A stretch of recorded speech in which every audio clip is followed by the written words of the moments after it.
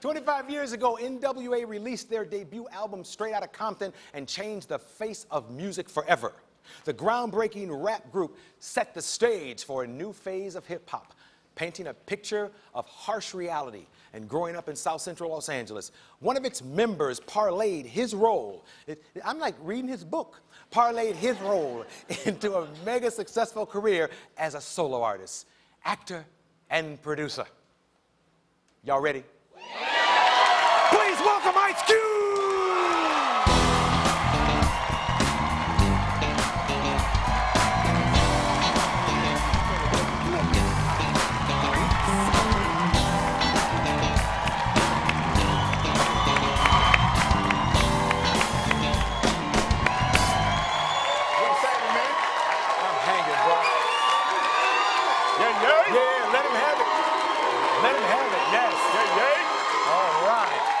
I'm trying to get a job in your accounting office. Oh, you know yeah. I'm trying to get a job in your accounting office. Very. I see they doing it big over there. They're doing it big, man.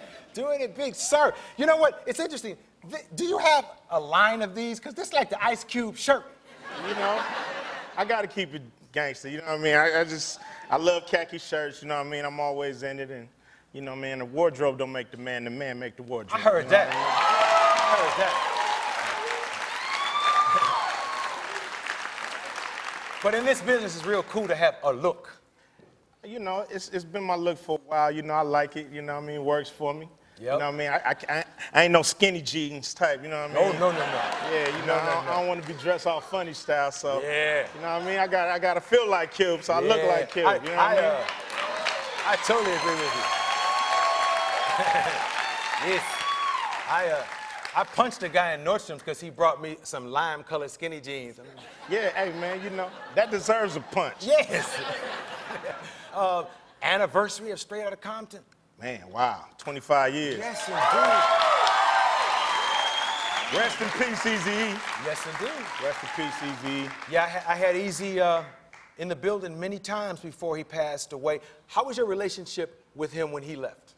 It was good. You know, I had a chance to really talk to him right before he passed away. You know, we had a little powwow. We was in a club in New York. You know, it was like old times. You know, we was talking about people and talking about, we was clowning people and, you know, just talking about putting NWA back together. And, you know, it's cool because now we putting the NWA movie together over at Universal. Yeah. You know what I mean? So, yes. We get to show everybody the world's most dangerous group. Now, the last time I talked to Dre, F. Gary Gray was about to be involved in it. Is that still happening? Yeah, he's directing the movie. So, you know, he's from the hood, so it's going to be easy for him to pull it off. You know, some directors, you got to teach them, you know, who NWA is. But with Gary Gray, you know, he already know. Now, speaking of teaching who NWA is, let's go back in our history. There was a time when we weren't warm and fuzzy like this. There was a time when I was at Paramount and we were both young trying to figure out what we were doing. You brought me a cassette. Yeah. And the cassette had written on it, F the police. Yeah. And you know where I'm from and you know what I love. I mean, hip hop made me who I am because I couldn't book, you know, Bing Crosby or whoever was big at the Johnny Carson show. So I eventually found my way because of gentlemen like you. But you brought me that tape and I remember going in a meeting at Paramount and playing it and saying, I want to book this group. And, you know, I wasn't famous. My show wasn't, you know, big yet. And I had to ask. Yeah. And they said no.